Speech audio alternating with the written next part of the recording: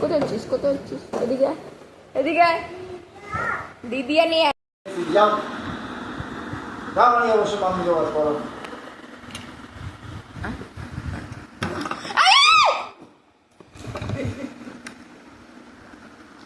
আব্বা মেলকা আটকে তুমি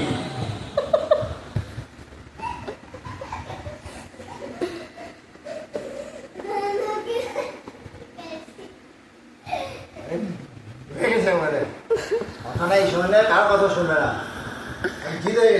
ওদিকে যাবি না ওদিকে যাবি না তুমি হয়ে যাও আমি একদম মার দিই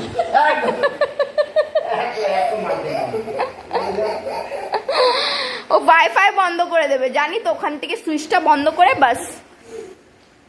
এত দুস্তি সব জানিস কি করে? হ্যাঁ কে